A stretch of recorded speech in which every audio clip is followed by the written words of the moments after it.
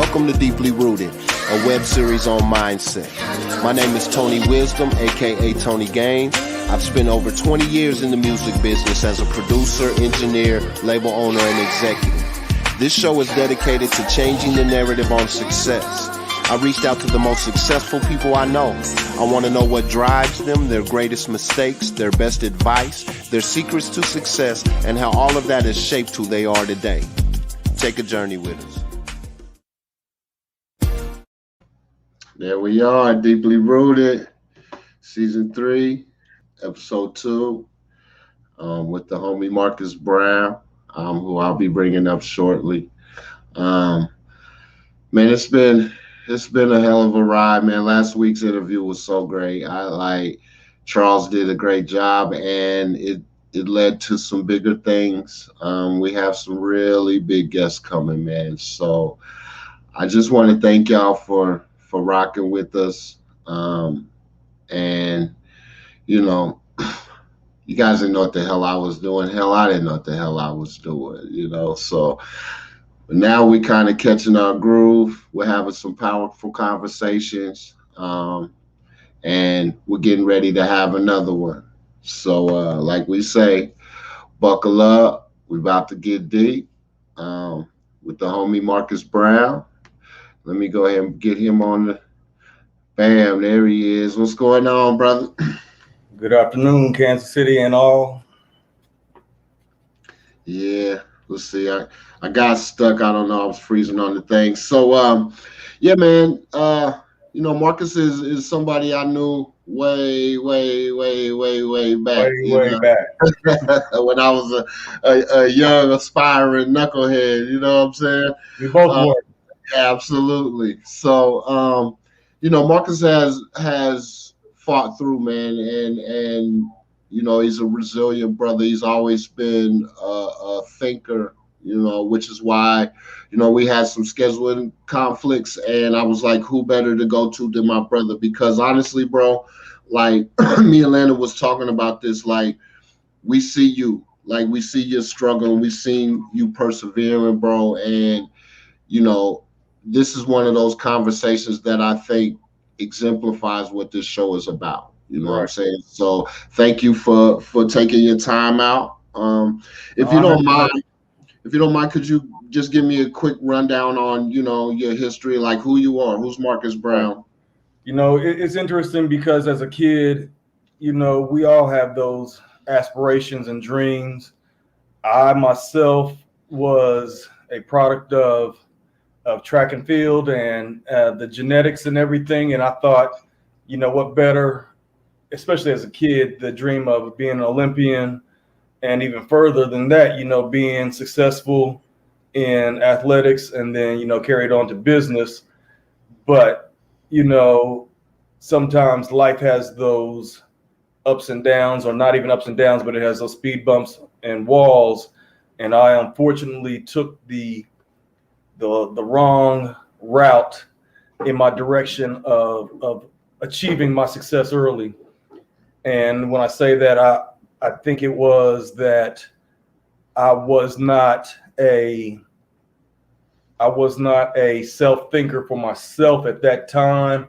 I was a thinker, but I was also still a follower, and I allowed myself to go down the path that others were choosing for themselves that I didn't safeguard. And when it was too late, you know, you have the bumps and the bruises or the legalities, and you deal with it from there. But that's why you all saw me disappear for a little while, because it wasn't from jail.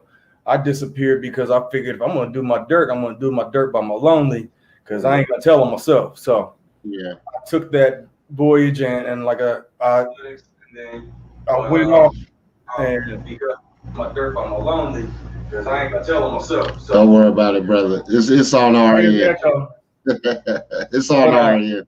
But you already know, my main thing was that I was like was it Jonah and the whale? Mm-hmm. You know, God kept presenting me with what he wanted me to do, and I continuously rebelled and didn't want to do that. And I thought, oh, I'm not going to have no fun doing God's way.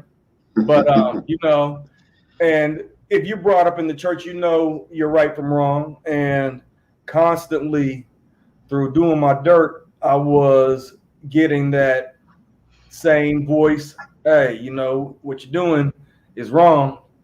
And, you know, I'm having that almost like DMX, that alter ego. You're hearing one side, but then one side is awfully lovely.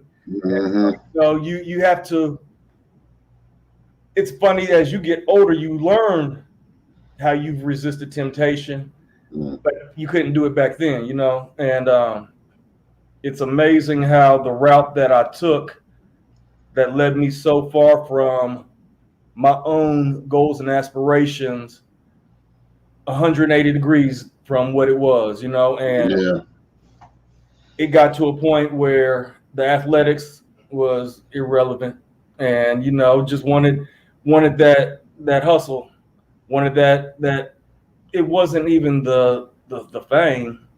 I think I just enjoyed having everything that I really wanted. And then when I had my son, that realization of, you know, you either choose to be a man and be a father and let all this go, or you can sit there and relish in the times of having money and what you did, but you're still talking to your child behind plexiglass, or even worse, if you did. So, you know, the reality of things, I've had those situations where, you know how they say 3 times or third time's a charm. I wasn't trying to find out about that third time. So it was time to let go of all the bull and, you know, having good people around in my life was the thing that helped me personally. I had a support cast, but my problem was I wasn't trying to listen to that support cast. You know, I was, like I said, Jonah and the whale. I was going the opposite direction where I was supposed to be going. Yeah. And, you know, the funny thing I laugh at is that through all this, I still had some type of athletic aspirations, but I'm like, dude, you need to hang that up and get real with it. And I think what it was is that I was watching something what it was, and I remember it's like, hey man, right now your athletic aspirations are gone, so it's like you got to be the best at whatever you can be now. So whatever you have skill to be or to do, that's what you do. And so I took that hustle mantra and put it into business and started construction. You know, construction clean out, and from there I gained basically a foreman position working for a construction for a developer. Shout out to Bodie National Builders, giving me my first shot. And so with that, it's one of those things that I started to see a different path that I can take and still use that hustle to get, you know, that same success that I was reaching for prior to. But I look at it like this, that I also feel that with my son, I have an obligation, not so much as a man, but as a father, to implement certain things that I know that I was taught that I did not take heed to, but I was taught the right way. However, I think that I'm not going to be as aggressive with him, and I'm not going to be his friend by no means. I want to be your father, but I'm not going to cram things down his throat. And I want him to make his own decisions. I mean, he could make his wrong decisions. I can't be there with him all the time, but I'm hoping that what I instill in him, that it's not going to lead him in a position where he's going to turn around and be like, hey, told you. That's dope, man. That's so what I hear from that is you know, soldier, thinker, father, businessman, thriver, you know what I mean? So that's Marques Browne. Thank you for that eloquent answer, sir. So how do you define success? You know, success for me personally, I think, is in the individual. And I think what a person strives for is their own success. I don't nowadays I don't live for anybody else. You know, a lot of times we were living under the expectations of our family members or we wanted to do, but once we get caught up in that, we're not happy with what we are and what we want to do. And so I let a lot of stuff go. I think what it is, you almost have to, after you've had enough failures and then you've succeeded also with that, you break yourself down to build yourself back up every time. I don't think one person breaks themselves down one time to build themselves back up. I've done it multiple times only because I don't, you know, I don't always feel like I am doing my best. And I think we're our hardest critic, but I think success is within the person. And if you have happiness and you've achieved your goals or whatever the case may be, that you found what you wanted out of what you were seeking. I absolutely agree, man. And I look to nature as kind of why this show is called Deeply Rooted, right? Yeah. Because many seeds fall from a tree. Not many are successful, but for you to be successful, for a seed to be successful, you know, it has to take roots, sprout, Right. You know, produce fruit, produce more seeds, you know. And to me, that's successful. Planting a seed, bearing fruit. You know what I mean? Bro. And if money's your goal, right? Right. Then money comes into it because it's part of your goal. You know what I'm Right. saying? But money isn't the defining part of success, you know. So great answer, bro. So what drives you? What's your why? You know, I don't have an answer to that because my why sometimes is against a lot of people's belief as far as, you know, I believe in a good higher power. And you know how you were taught, don't ask why. But it's like, you know, I put a lot into this and it's like, you know, I enjoy life on a different level now that I have achieved my own happiness and self-actualization. I can actually take the time to see the hummingbird wings flutter. I can see everything in a slower motion because I'm not in a rush to do anything, or I'm not allowing anything to take my time. I've got control of my own remote control, and it's like, you know, nowadays people want things, you know, instantly, that instant gratification, but people don't take the time to stop and say, hey, you know, I did such and such a favor last week. I'm going to take a break and I'm going to tell them, no, I can't do it today. And, you know, whether they get upset or not, I'm happy. Yeah. So it's like, I told you what you wanted to hear as far as giving you giving you the truth. You know, I'm not going to lie to somebody about it and be like, I got something else to do. And that just snowballs. So I tell people the truth, and it's more damaging telling people the truth than it is to lie to them nowadays.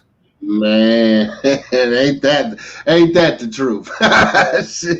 It's like when you tell somebody the truth, they get mad in their feelings. But I'm like, if I had lied to you and told you a whole different fabricated story, you go and accept that lie over me telling you the truth on why I don't want to, you know how it goes. But sometimes, bro, it's more comfortable for people to live in the lie. Because when you confront the truth, there's a lot of ugly there that you've been pushing down and that you don't want to confront. You know? So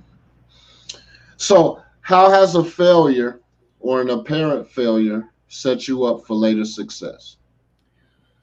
Oh boy, you know, I'm one of those people that I learn from my mistakes. I'm not one of those people that keep on. I don't dwell on my mistakes because I'm going to get through it, but I learn from them. I don't like repeating BS twice. Now, if it's something that I've succeeded at, I'll take that, you know, the next time that I'm you know, doing something that involves or something that is, you know, along the same line, something that I'm trying to succeed in. I mean, I'll take that, but I've learned from other cats' mistakes. I've learned from my mistakes, and with that, it's just like, you know, you just do better. Yeah. There's no limits to the times you're going to fall. So it's how you respond and get back up. Yeah. Is fall down 100, get up 101. You know, Yes, sir. And you know, I really like you said, I don't actually believe in failures, and I just haven't found a way to word this right. question properly. I think it's an important question, Uh, but it's only a failure if you don't learn. It's right. only a mistake if you don't learn. Like other Exactly. than that, it's just a lesson and a step in your journey, you know. Um, what is one of the best or most worthwhile investments you've ever made? Could be an investment of money, time, energy, etc. Well, I'll tell you this, and you know a little bit of the backstory. I found myself homeless in 2017, and through all of that, it's so funny because, you know, no one knew about it, and it wasn't that I was embarrassed about it. I made a very bad decision financially, and it set me back to the point to where that's where I realized, like, no more giving out my bricks. If someone can't give me back what I've helped them build, you know, I can't do it no more. And so with that being said, with all of the organizations and companies that helped me along the way for those 3 years, I give back to them, you know, whether it's monetary or voluntary work. And I wouldn't be here today without those services. And, you know, I didn't have anyone to fall back on, especially being at that time I was 43, and 43-year-old man can't fall back on somebody, you know, for that help. And I had to dig in deep, and from day one, it was, yeah, you know, your mind's got to be right. And after succeeding from being homeless and these organizations and services helped me, I give back my time because, like I said, without them, I would not have made it. So just to go, when you were homeless, being homeless, when you think back to that time, like what was one of the most valuable lessons you learned from that experience? About setting goals. You know, we all have been in that position where we've set goals before, and I've done it before, but never as hard as I did it when I was homeless. I had my knee surgery in 2010. I tore everything, but in my mind, mentally, I said, I'm going to run again in 180 days. And our mind is so powerful that if you set yourself to it and don't go off course, you might go off course a little bit, but don't let anybody else influence you. And I knew the first day that I was homeless, I said to myself, 3 years from now, not even 3 years from now, a year from now, I want to be better than I was, you know, that at that moment, a year from now. And I was making those steps, but, you know, from getting evicted and not being able to get another place to stay. I was working homeless, but I could not get a place to stay because of my eviction.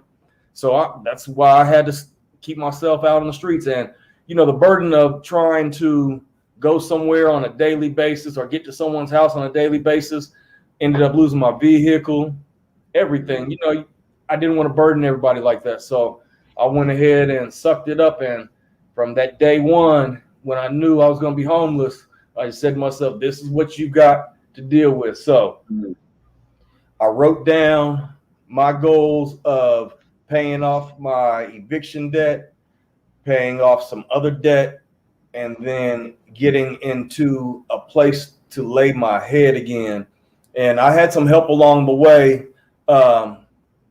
Couple friends, Matt Bray and Marques Browne, they have their realty business, and they actually gave me a place as far as shelter to stack some cheese up. And then once that came on, other opportunities opened up, and everything started to fall into play. But I'm grateful for those that did help, and like I said, it was in me to write down those goals of being in a better place from day one. And all I did was refer and look back to that. Every time I felt like I wanted to stop and I had to look at, like I said, showering outside in the cold, in the heat, whatever it may be. Look, these goals, this is why you're doing it and getting it together. And I said to myself, it's funny that I look at all this stuff now and be like, man, how the heck did you deal with all that? But, God is good, man. I never gave up. And every day it was a new chapter. It wasn't after the homelessness was done. It was a new chapter every day, man, because it was a continuous struggle, but I had to look past it every day. You know what's powerful about that is, see, when people come to their lowest, right? Mm-hmm. And one thing we always have as people is a choice, right? So for anybody watching right now, we lost him. And I'll just keep going with this point until he comes back. But like, we all have choices. Bro was homeless. He could have chose to feel sorry for himself, drown himself in drugs, alcohol, sex, whatever, right? And he made a choice to bounce back.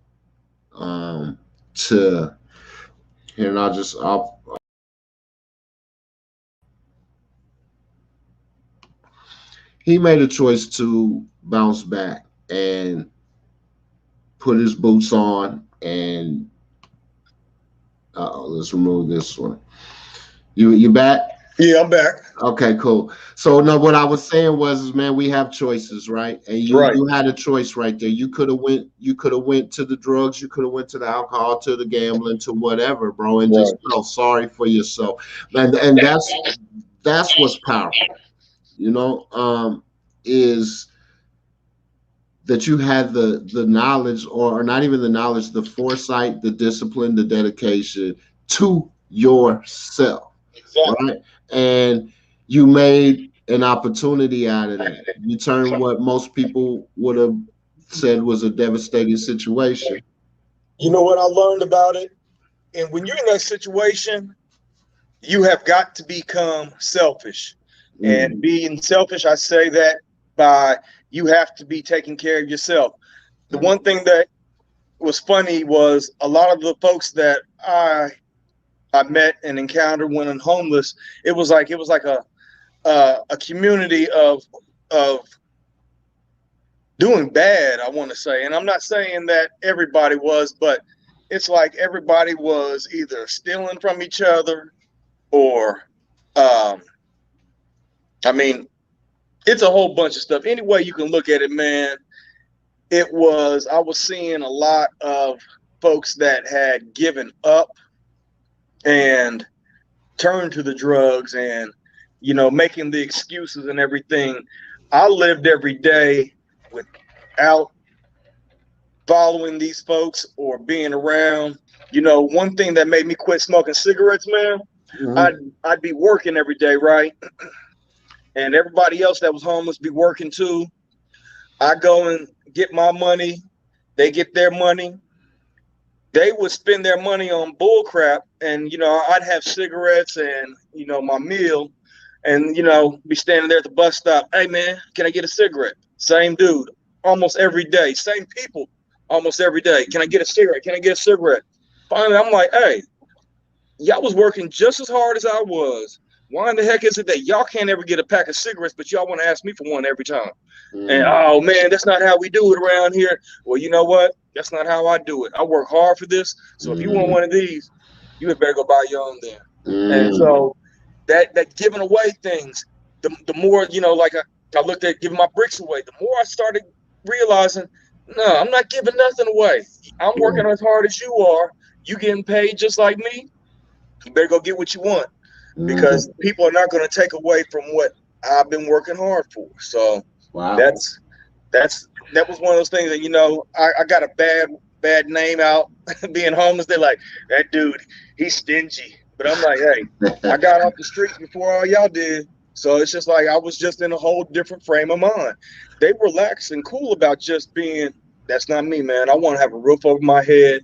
I want to be able to see my son on a regular basis. I mean, a lot of things that you feel that, you know, the normalcy of living, you know, the life that I was living. I mean, yeah, I want that back. So it's like, I'm not trying to be out in these streets trying to be digging and begging. I'm ready to get back to living the way I was living, you know. That's dope. And that kind of leads me to my next question. What small act of kindness were you once shown that you'll never forget?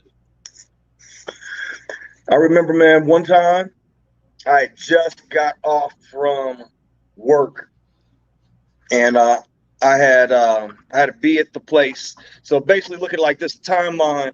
I'm showering by 4 a.m. in the morning, rain, sleet, or shine, and getting to work or getting to the labor place to have my name on the list first by 5.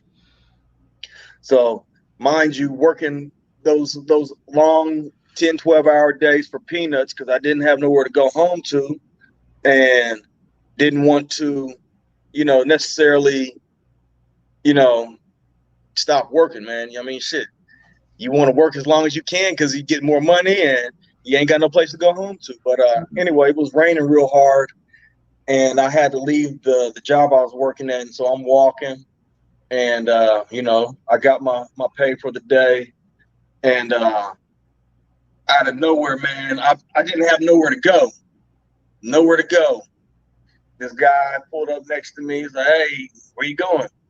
And just to get out of the rain and the walking for just a short period of time, I just had him drive me to the furthest part where I knew I could hop on the bus and then ride back towards the direction I was going. So I just figured, hey, man, I was getting out, and that man didn't know me from Adam, and he didn't know what I was going through, but he just stopped out of nowhere, man. You know, God just gives you these breaks, and it's amazing because I looked at that stuff and I'm like, dang, this is part of being a better person, because he didn't have to do something like that.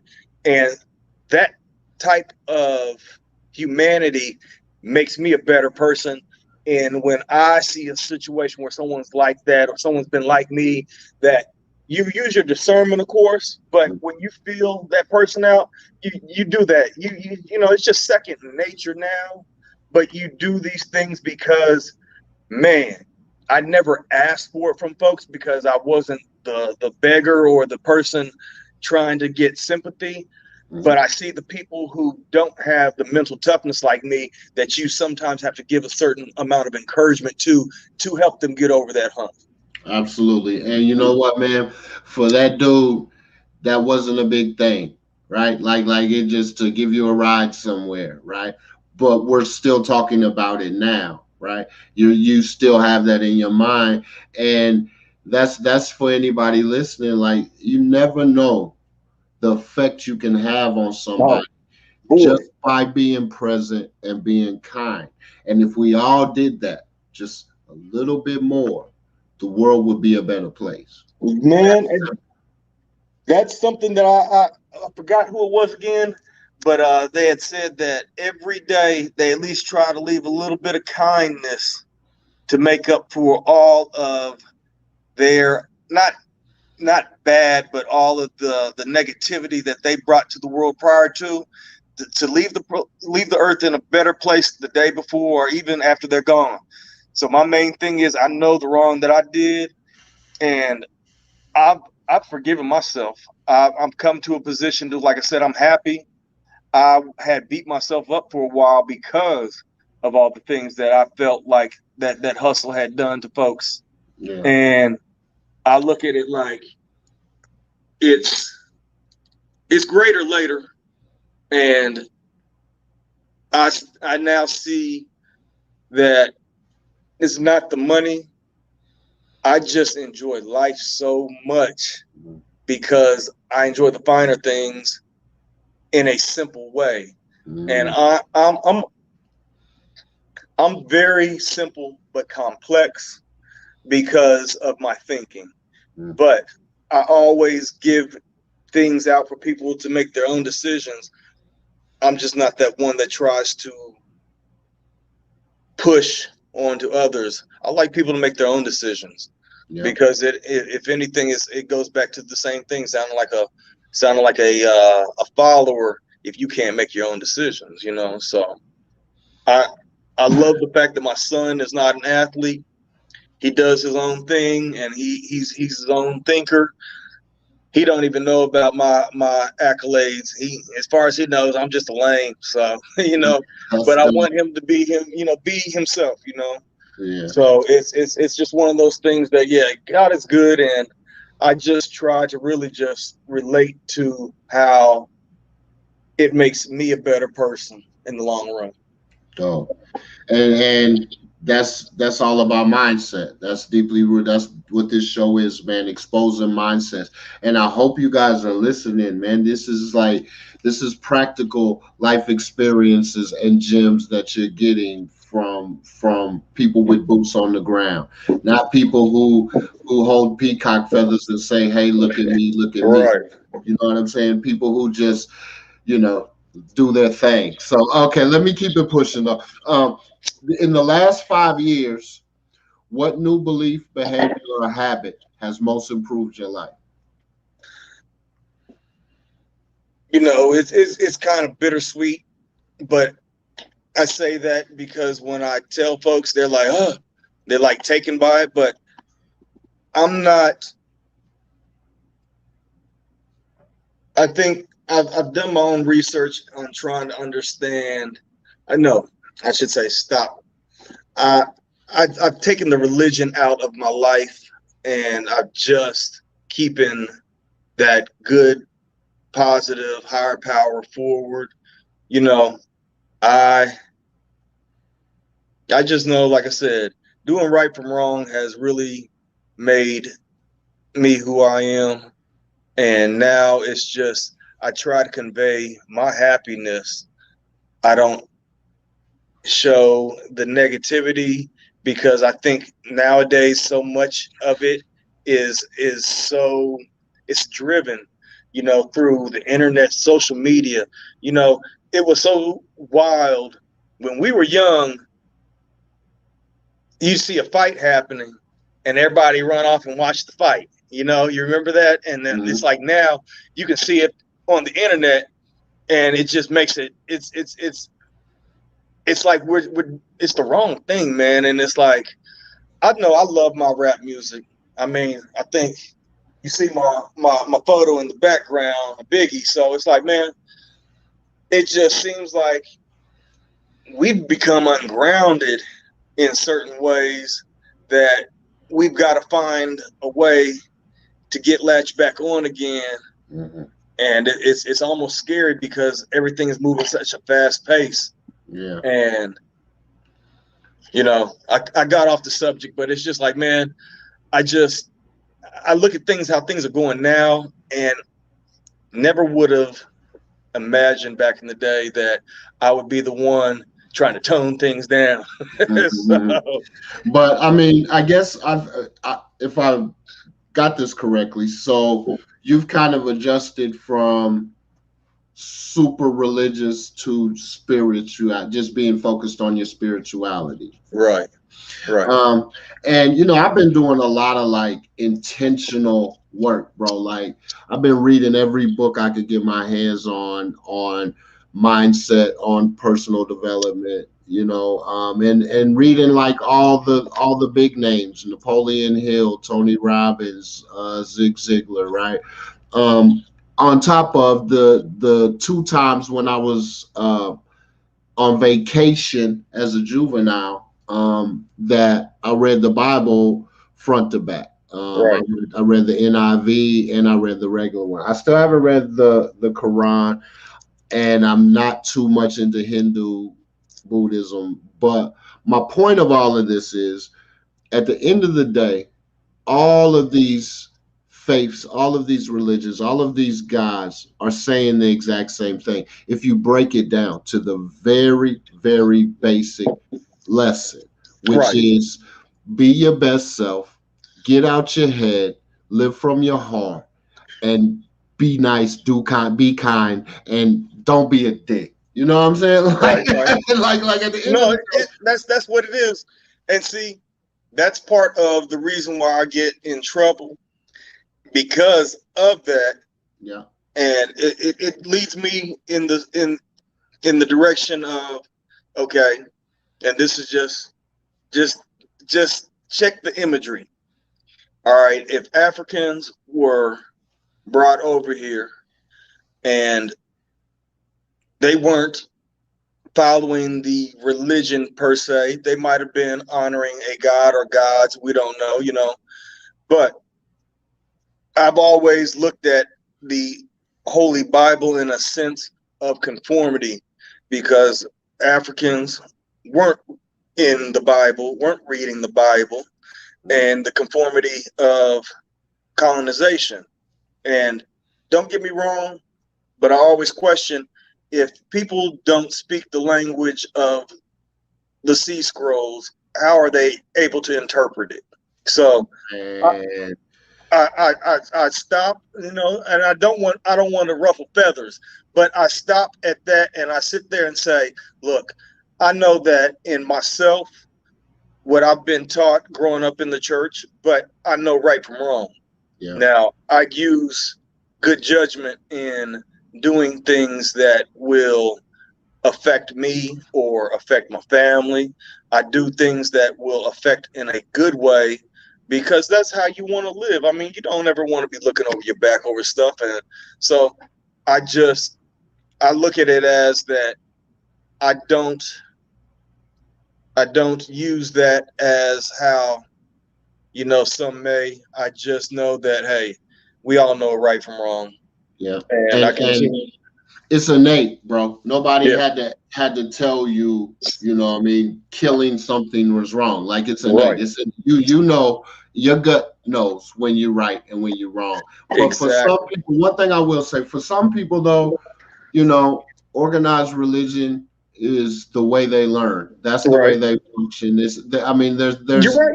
There's absolutely a purpose for all of this, man. And any way somebody gets to being better, I have no issue with. And that's the point that I was getting at. And everyone's, even my family members, they're like, ooh. I'm like, no, I don't sway you from what you believe in, but this is how my comfort is, and I don't go to church anymore. Like I said, I do believe in a good higher power. I don't rock crosses. I don't have none of that stuff. Yeah. And it's just the fact that I know that the conversation that I had with my God during my homelessness, he understands me. And it's the fact that even though we are made in his image and he's infallible, I still know that he understands my moments of grief when I'm not happy with him, and me being me, because I'm an individual, and I voice it whether I'm speaking to him or not. But my thing about it is that I know that he rebuilds me after those situations and forgives me and puts me in a position that, hey, now that you're over your little pouting, it's time to get yourself back up like you normally do and get on top of things. So, I never take longer than a 30-minute pout. Wow. In anything. I don't make excuses about anything. It's like, you know what? When people tell me, oh, I can't do it because this, I shake my head and just go on, because I'm like, I don't live by excuses. You don't understand that if you give excuses in this world, you will fall. Now, your best bet is, like I said, if it's something that you don't feel like doing, like I was talking about earlier, I don't feel like doing it. I'm just going to tell you I don't feel like doing it. But don't beat around the bush. And, you know, that person says, oh, man, I want to do this. Say somebody's like, oh, man, I want to start working out, blah, blah, blah. You're like, hey, I got the gym and stuff downstairs. You want to start right now? No, just not feeling it. I had a big meal or something. Like, you know, don't be boisterous about things and not be able to back it up. No doubt. I agree. So check this out. What advice would you give to a smart, driven kid about to enter the real world? A smart, driven kid should already have their self pretty much in motion. What it is that you have to give an example to a lot of kids. And you know how we were talking about having someone that was, even if they was out on the street, they still might have their stuff together, but you still learn from somebody who had their stuff together. I'll take the smart kid away and be like, you know, I think that he's pretty much got himself. He should have himself in a good position. Now, like I said, you have these kids that don't have these mentors and don't have these bright spots or good support systems at home or in their community. And you really can't do anything other than, if you know that kid or you are in that young person's life, to try to be a good, I guess you could say, a good example. You know, I smoke, and regardless if I have Crohn's or not, and it's legal here in Missouri, but I don't condone it with my son. He's 17, and you know, I think we all have to make our decisions as we get older. I don't think you can give someone advice, and I would say only 1 out of 10 actually take it. You know, the other ones, they have to learn, whether it's a hard lesson learned or it's an easy lesson learned. But a lot of people have to learn for themselves, and that's when, like how we are, like, oh damn, that my uncle said that, it made sense. I'm like, yeah. I'm like, or my mom said that, and here I am. I'm sitting locked up, and she ain't coming to bail me out because she told me this would happen. So you know, it's all those things that sometimes it just has to happen by default, just for that person to find out. Dope. Great answer. Our mantra here at Deeply Rooted is kill the ego, ignite the soul. Yes. What does that mean to you? You know, I look at it as a direct path that you don't have to be flashy and you don't have to be extravagant to get your point across. You can be as simple on a soapbox, standing out with one shoe on, one shoe off, but you're trying to convey a message in a sense that there is no threat. You want people to get the point that you are trying to be a help and not a hindrance. And a lot of people, you know, nowadays, I'll tell you this, I've learned in a weird way, I don't know how you can look at it, but I've stopped making eye contact with questionable folks, because it seems like it perfect example.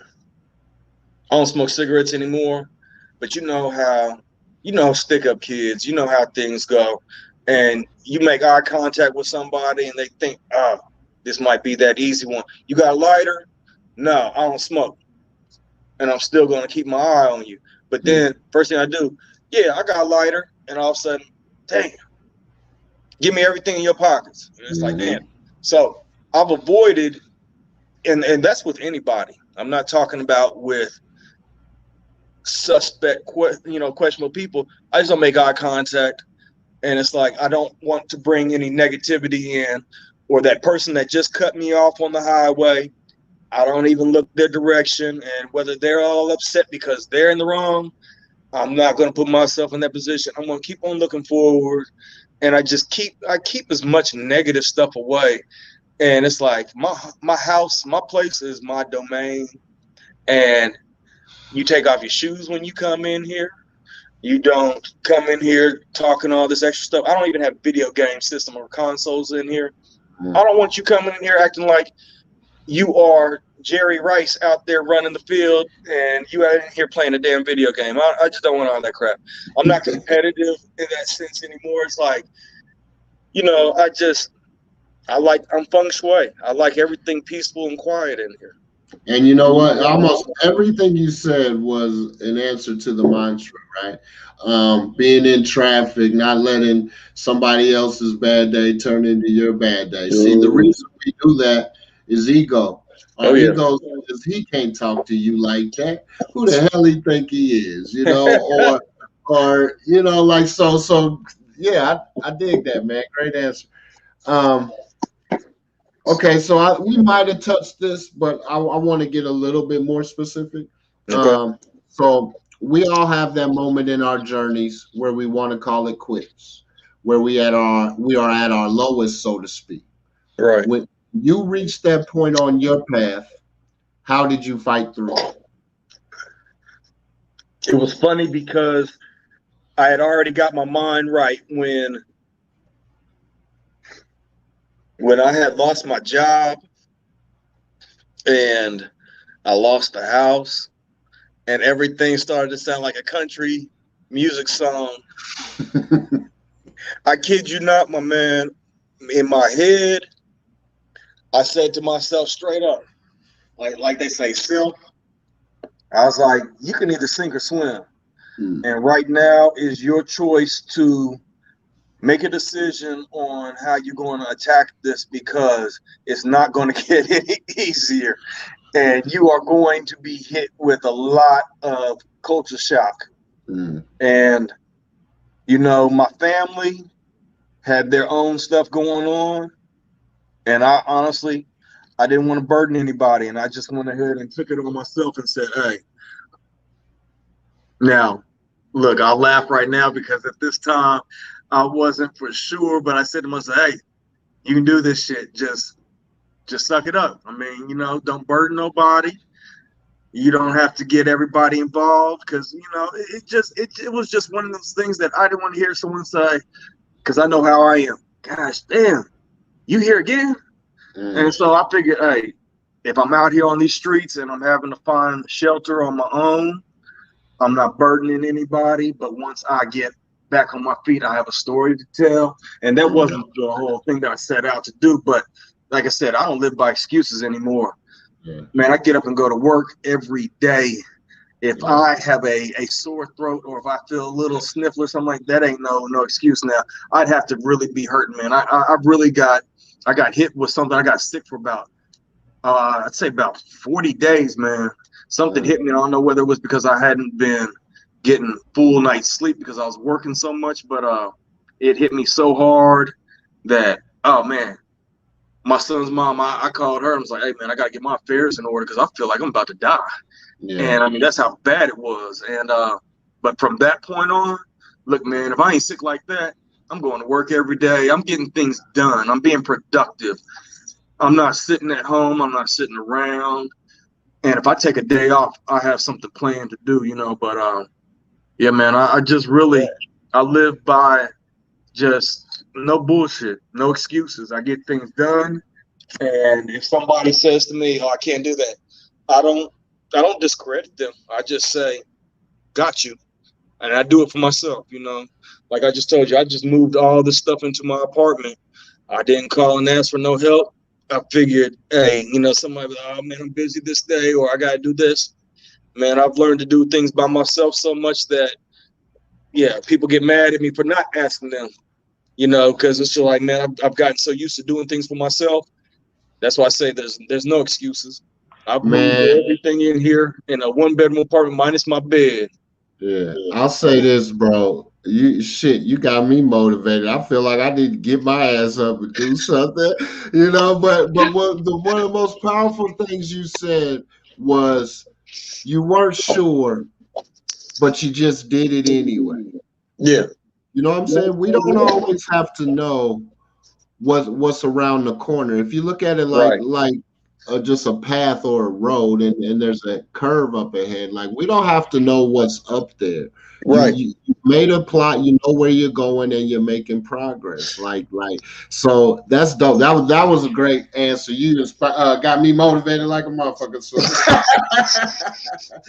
okay, Man, so I wouldn't wish this on anybody, but I'll tell you this one thing, that I wasn't the same person that I was when this first happened. I mean, I was mentally tough, but man, you know, people are like, man, you're either the coolest motherfucker or a straight up asshole, and there's no in between. But it's like, man, these literal streets made me such a hardened person, because I see that a lot of people make so many excuses about things, or they procrastinate, and it's like, you need to get out there while you can, and just grind and get this stuff knocked out. And it's just like, so many people just wait for a handout, or just oh my gosh, I really commend folks that work hard. I don't care if you're making minimum wage or you're making a lot of money. Those folks that sit behind a desk, kudos to you. But don't ever take for granted the people that are out here really making this world go round by putting in a lot of labor just to get their families' ends meet. no doubt. So bro, when you feel overwhelmed or unfocused or have lost your focus temporarily, what do you do? I put that blunt down. I'd be stuck on stupid, but no, other than that, man, I really don't lose focus. And I think that's why I'm single now, is because I have to have an equally yoked woman that has as much mental, I should say, that is just as mentally strong as I am, because I don't want to babysit. I don't want to be in her business. I know she's got a life and a business of her own, and we meet in the middle at night, and I don't have to be calling and blowing your phone up or none of that stuff. I got stuff to do. You got stuff to do. Like I said, we meet in the middle, but I just right now, it's so much that I guess that I really I overlooked growing up. And like I said, man, nature is a beautiful thing, like you said, because that seed has to produce. And like you said, all seeds don't make it, but the ones that do, you have to nurture those seeds just like a child. And that growth is very important, because the things that you do prior to are the things that will make that accelerate and down the line more profitable. So, or I should say more productive, not profitable, but I think I went on a whole different realm on that one. But yeah, man, I just think that each individual themselves have to find it within themselves what they really want out of life. And I no longer want $1 million. I don't want all that money, because I don't want the fake and all the excess that comes with it. And Biggie made sense with more money, more problems. As I've gradually made money legitimately, legally, you have to budget and not live outside of your means. Because I say that because once you start making a little more money, you want that bigger car, that better car, or that bigger house, or those designer clothes, or all this extra stuff, because you're going up in your tax bracket. But at the same time, what if you went up in those tax brackets and lived at that same means you were 4 promotions ago, and you just keep living that life that you were living comfortably at that time? And so that's what I've done. I don't need to go out and get the brand new nothings. And I just got a Galaxy Note 20 Ultra after having, I got a Note 5 in there that I've had during my homeless time. And then when I started to get back on my feet, I bought a Note 8 and Note 9 on Facebook Marketplace for the dirt. And I had those phones. And so now I figured this was one of my things outside of my norm, outside of my means. I was like, let me go buy a $1,300 phone, but I can afford it. And it's like, go ahead, pay this off. And then it's like, I'm going to rock this phone for about another 5 years. And it's just like, you know, I don't need everything, you know. I don't need to have all this glitz and glamour, because I see all these people having it and they're out here rolling around and everything, but they're broke and unhappy at home. And I'm just like, you know, you show, it's the same thing like social media. Everybody will show one thing. Look, I eat good, I smoke good, and I'm happy. Now, I might voice some opinions on some things like sagging pants and some things I'd be like, nah, that's just not me. But I'm not trying to be a negative Nancy and get everybody all drawn up. Now, don't get me wrong. I didn't like that last dude that was up in D.C. I don't even like bringing up his name and giving him no power. But that right there, like I said, the things we do give power, whether it's negative or positive. And so I've done my negative stuff on this earth. I want to do the positive stuff, because all these wrinkles are from me. You see, frowning and being mean mugging folks. And so, so I got these permanent frown marks and stuff. So, but I don't know how to change those to a positive, because they're still up there. But those are well learned, brother. Well learned.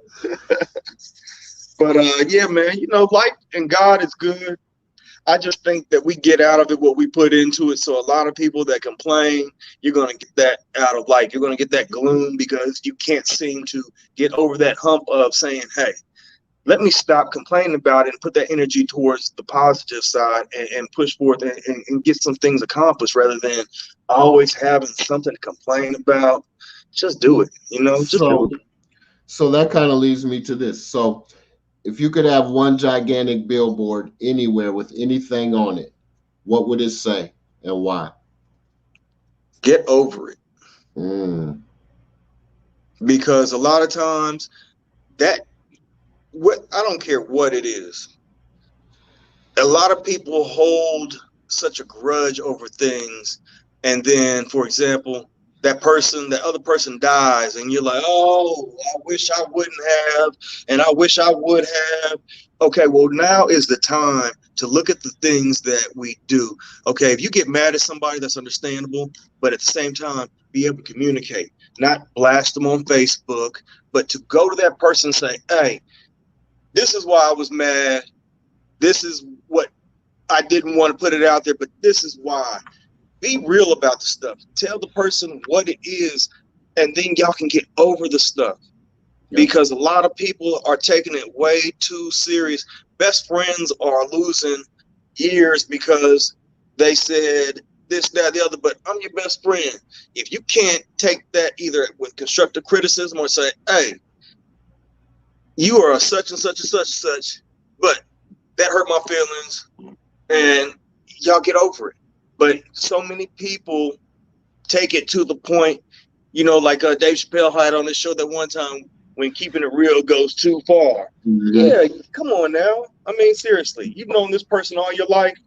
There's a certain point where you have to have some maturity and do the right thing, instead of always canceling folks out of your life. You know, communication is key. And the main thing is get over it. There are certain things. Your friend made 6 figures this year, but they worked hard. They did that. Why are you upset about it? Because you didn't put forth that same effort. Get over it. You know, that wasn't your path of life, obviously, but that person put in 6 years of college, or they got something because they've been working on their craft, like music, anything. Hey, man, get over it. You know, you weren't there clocking in with that person, so get over it. And so it's a lot of stuff where we need to stop comparing ourselves or comparing somebody else with ourselves when you're not doing as much as the next person. So, and, you know, I want to add to that. Also emotions, right? So we all feel emotions. We're all human. We all get mad. We all get sad. Right. You know, it's not that you shouldn't feel it. You should absolutely feel it, right? Take Right. your time, feel it, and then get over it, right? Yes. Emotions are fleeting. They come and go. Yeah. You know, and so I love it, man. That's great. I can't wait to make that shirt because I make That's what's shirts. up. Yeah, I make shirts off of all of these quotes, right? Every quote, and then Yeah, we that's what's we up. donate the proceeds to charity, bro. So That's like, awesome. That's yeah, awesome. dope, man. So I can't wait to make that shirt. Okay, so for the last question, man, what song would you consider the soundtrack to your life, or is there a song that you turn to for strength? Man, look, you know, it's funny because everybody's like, you know, I like Mozzie, man, because he has that sense to him that it's like, man, look, I know I've been at the bottom of the slime, but at the same time, I'm trying to do right by my peoples. I'm trying to do right by everybody. And it's like, man, it's like one of those things that you like. And what's homeboy's name? KP, Smoke Something. Ah, okay. So, you know, it's like, you know, there's so many people that you would not encounter, but that bud, it's like universal. So it's like we all are as one, and it's funny when we have such a common denominator. But it's like when people are unknown and don't have something in common or don't have something of interest, or, you know, like I said, the unknown, that's when you have the threat of the hate or the issues, because people don't know what they're dealing with. But, you know, you have that common ground with somebody, and you sit down and say, well, damn, I didn't know such and such. But, you know, you never would have had that dialogue without, you know, that session. I'll tell you a great story, man. I don't tell the story often, but okay. So I got a homie that he does live touring, like touring production, and he's like, you know, he'll be the dude, like the boss that runs everything, right? And one time he was on the Rockettes Christmas tour, right? Not some shit that I would normally go to, but they were at Sprint Center for like the weekend or something. So he's from here, so he had all his, like, he rented a back room at the Sprint Center and had all the family come up and kick it like in between shows, right? And he's like, yo, man, you bring something with you? Because I got a homie, man, that works on the show. He trying to smoke. He having a bad day, right? So I'm like, you already know, like, of course, I'm gonna get it together. Let's go, right? Right. So he's telling me about the dude before he walks up, and he's like, yeah, he's from Cali, and he used to be on an MTV show. I'm like, oh, okay. Well, he walks up, and it's Wee Man. You know what Wee Man is? Yeah. All right, it's Wee Man. So me and bro sat out there on the little balcony of the Sprint Center. Was that no pun intended? Yeah, really, no pun intended. So look, we went and I blew the blunt. Well, he was having a bad day because he's working on this Christmas show as a Christmas elf, right? And people back home are going through it. He's making good money on this, you know what I'm saying? And feeling the type of way because he can make money because of how he physically looks. And it's almost like being a sideshow freak, you know what I'm saying? That's what it is, yeah. And he feels bad because he got people home struggling. And man, the whole session was basically a therapy session between me and this dude and building his confidence back up. You know what I'm saying? Like, fuck that, man. Like you gotta do what you gotta do. You know what I'm saying? But and it was the power of that right there.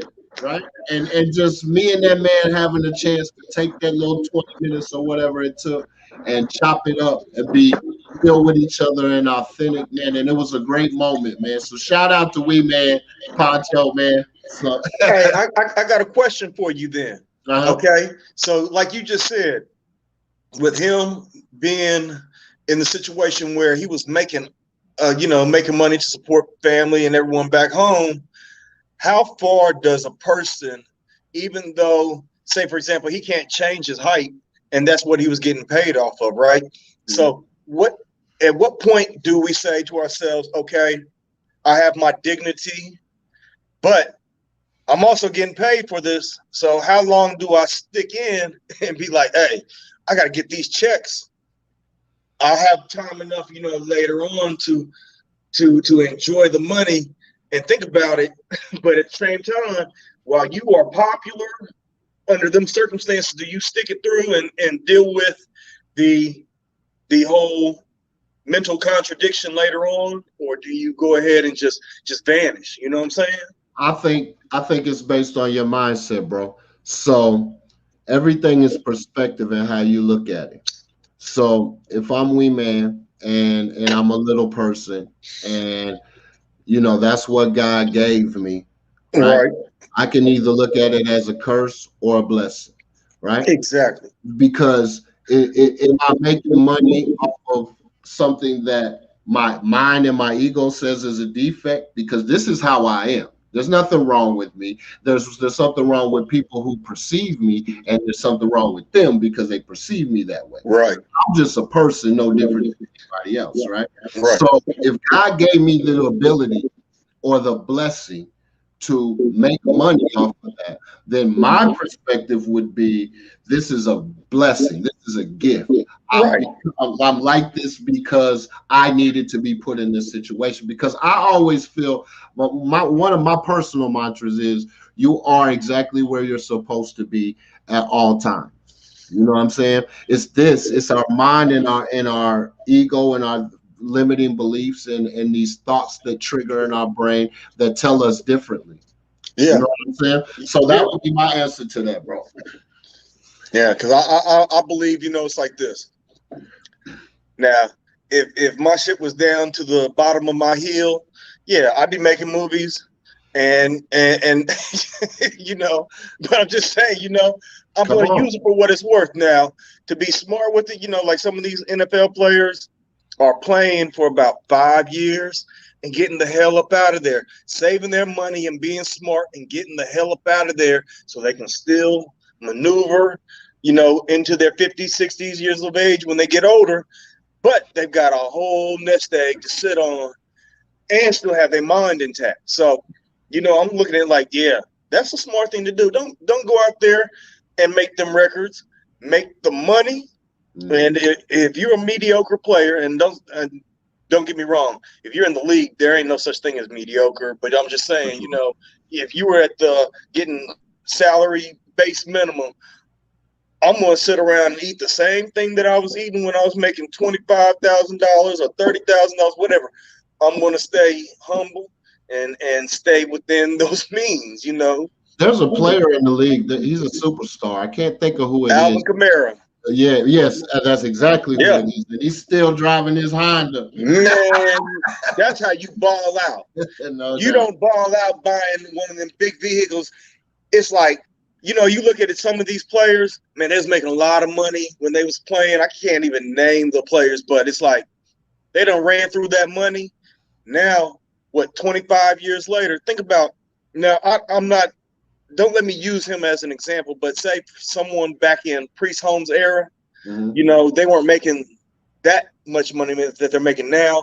But to think about the lavish lifestyle that player was living, and then you 10 years down the line, like, oh shit, I need to slow down. It's like, I don't have that money coming in. Like, ooh, it might be even sooner. But that's what I'm saying. For something like that, that's a smart move, because it's like, man, look, I've got mother, Hey, it's smart. That's what I told him, bro. That's generational wealth. If it was me, I'd be the best goddamn Christmas elf I could be. I would like whatever's gonna get is gonna get it, man. Like, now, if you have an issue inside yourself, like it's really fucking with you, your integrity. Like, obviously you don't like, what I'm saying. There's a line to it. But so anyway, Marcus, man, it's been a great interview, bro.